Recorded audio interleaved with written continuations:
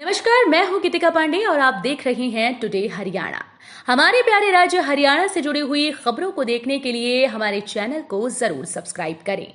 साथ ही आप हरियाणा के किस जिले से चैनल देख रहे हैं हमें कमेंट बॉक्स में कमेंट कर जरूर बताएं।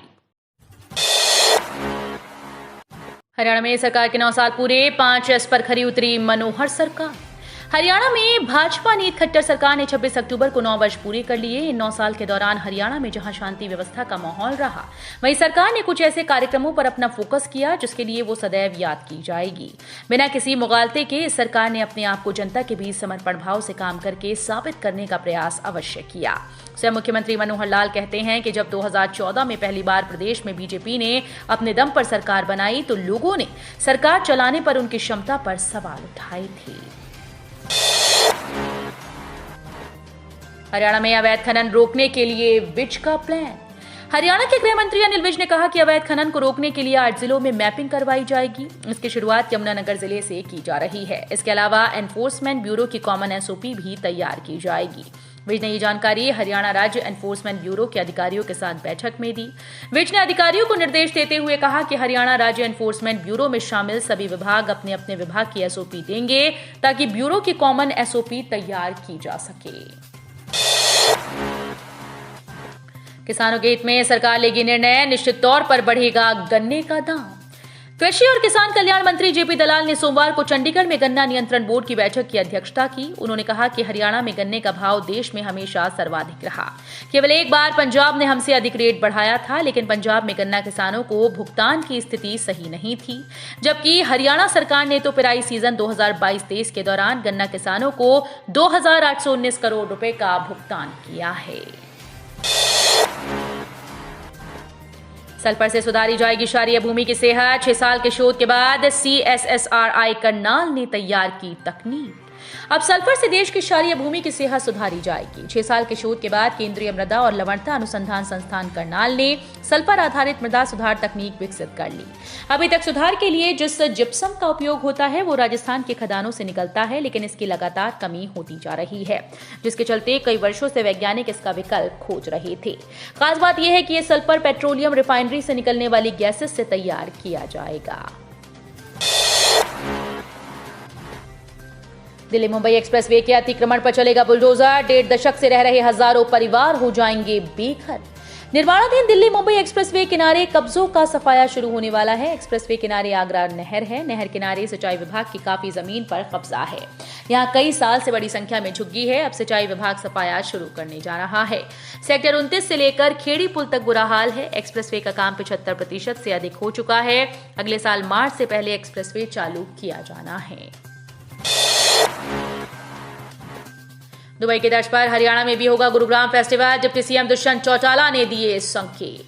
दुबई फेस्टिवल की तर्ज पर हरियाणा सरकार गुरुग्राम फेस्टिवल आयोजित करने पर विचार कर रही है। जिस तरह दुबई फेस्टिवल में लोग दूर दूर से इलेक्ट्रॉनिक सामान से लेकर सोने के आभूषणों तक खरीदने पहुंचते हैं, उसी तरह गुरुग्राम फेस्टिवल में बड़ी बड़ी कंपनीज अपने उत्पाद बिक्री के लिए प्रदर्शित कर सकेगी। नई कंपनीज के लिए अपने उत्पादों की ब्रांडिंग करने में भी गुरुग्राम फेस्टिवल बड़ा प्लेटफॉर्म साबित होगा।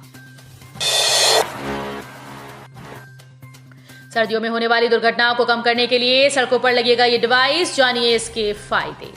सर्दियों में होने वाली दुर्घटनाओं पर अंकुश लगाने के लिए आरटीए विभाग ने अभी से तैयारी शुरू कर ली है। इसके तहत सड़कों पर cat eye, zebra crossing, portable speed breaker लगाए जाएंगे, जिससे रात के समय व घने कोहरे में वाहन चालक को सड़क पूरी तरह से नजर आए। इसके साथ ही संकेतकों व सड़कों के बर्म को ठीक कराया जाएगा। रोड सेफ्टी फंड से ये कार्य होंगे। इस संबंध में आरटीए की ओर से संबंधित विभाग को पत्र लिखा गया है। 13 मंडियों में पहुंचा 6 लाख मीट्रिक टन से ज्यादा धान, केवल आधे की हो पाई खरीद।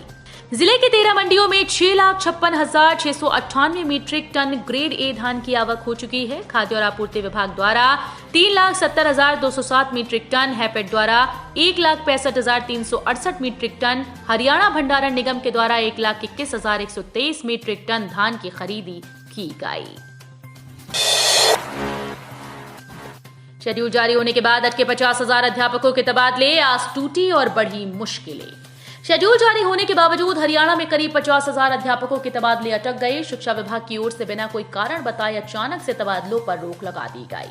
उधर लंबे समय के बाद तबादलों को लेकर बंधी आस टूटने से अध्यापकों की परेशानी बढ़ने लगी, क्योंकि काफी संख्या में जेबीटी अध्यापकों ने स्थायी जिले अलॉट होने के बाद पुराने जिलों से अपने किराए के मकान छोड़ दिए या फिर अपने खुद के मकान बेचकर मूल जिले में ले लिए हैं। जिला करनाल के लिए 40 नए कार्य स्वीकृत। हरियाणा सरकार ने ग्रामीण संवर्धन कार्यक्रम के तहत फतेहाबाद, पानीपत, करनाल, पंचकुला और अंबाला सहित 5 जिलों में 51 करोड़ रुपए से अधिक की 103 नई परियोजनाएं लागू करने का निर्णय लिया। मुख्यमंत्री मनोहर लाल ने यहां जन स्वास्थ्य अभियांत्रिकी विभाग के द्वारा क्रियान्वित की जाने वाली इन परियोजनाओं को प्रशासनिक मंजूरी प्रदान की है। भूकंप के झटकों से हिले हरियाणा के जिले, घरों से निकले लोग। हरियाणा में एक बार फिर से धरती हिली। नेशनल सिस्मोग्राफी सेंटर के अनुसार प्रदेश के 2 जिलों में भूकंप के झटके महसूस किए गए, जिसमें झज्जर और रेवाड़ी शामिल हैं, जिसकी तीव्रता रिक्टर स्केल पर 3.1 दर्ज हुई। 9:53 पर लोग जब अपने घरों में सोने की तैयारी कर रहे थे, उसी समय अचानक से सब कुछ हिलने लगा, जिसके बाद लोग घबराकर अपने घरों से बाहर निकल आए। हालांकि किसी प्रकार की जानमाल की हानि की सूचना नहीं है। हरियाणा में खतरनाक स्तर पर पहुंचा वायु प्रदूषण। 6 जिले रेड जोन घोषित। AQI पहुंचा 400 के करीब। हरियाणा के कई जिलों में प्रदूषण चरम पर बढ़ते प्रदूषण के चलते 6 जिले ऐसे हैं जो रेड जोन घोषित किए गए। इसमें कैथल, यमुनानगर, करनाल, पंचकुला, पानीपत और फतेहाबाद शामिल हैं। कैथल में AQI 391 के पार है, वहीं यमुनानगर में 371। गोवा में चल रही नेशनल गेम्स के एथलेटिक्स इवेंट में हरियाणा का अच्छा प्रदर्शन। एथलेटिक्स में अभी तक जीते इतने पदक। गोवा में चल रहे 37वें राष्ट्रीय खेलों के एथलेटिक्स इवेंट में हरियाणा के खिलाड़ियों ने उत्कृष्ट प्रदर्शन करते हुए मेडल अपने नाम किए। एथलेटिक्स में अभी तक हरियाणा के खाते में 5 पदक आए, जिसमें 4 रजत और 1 कांस्य पदक शामिल है। हरियाणा की ओर से विक्रांत पांचाल, निधि निर्भय और मनप्रीत ने रजत पदक अपने नाम किए, जबकि हरदीप के खाते में कांस्य पदक आया। दिव्यांग को नशा तस्करी में बनाया आरोपी, मौके से फरार बताया। पुलिस को देने होंगे 1.5 लाख रुपए। शराब की तस्करी के मामले में दिव्यांग व्यक्ति जो पैरों पर खड़ा नहीं हो सकता, उसे मौके से फरार दिखाना पंजाब पुलिस को भारी पड़ गया है। पंजाब हरियाणा हाईकोर्ट ने इस उत्पीड़न के लिए पंजाब पुलिस को कड़ी फटकार लगाते हुए पीड़ित को मुआवजे के तौर पर 1.5 लाख रुपए देने का आदेश दिया। पानीपत में रोडवेज की टक्कर से व्यक्ति की मौत। हरियाणा के पानीपत जिले में एक बार फिर तेज रफ्तार हरियाणा रोडवेज बस का कहर सामने आया। इसराना उपमंडल में एक तेज रफ्तार रोडवेज बस ने साइकिल को पीछे से टक्कर मार दी, जिससे साइकिल सवार व्यक्ति जमीन पर गिरा और अचेत हो गया। हादसा व्यक्ति के बड़े भाई की आंखों के सामने हुआ। घायल अवस्था में उसे तुरंत एक निजी अस्पताल ले जाया गया, जहां इलाज के दौरान उसकी मौत हो गई। मामले की शिकायत पुलिस को दे दी गई है। तो ये थी हरियाणा राज्य से जुड़ी हुई आज की कुछ खास और अहम खबरें। इसी तरह की लेटेस्ट अपडेट देखने के लिए टुडे हरियाणा को जरूर सब्सक्राइब करें।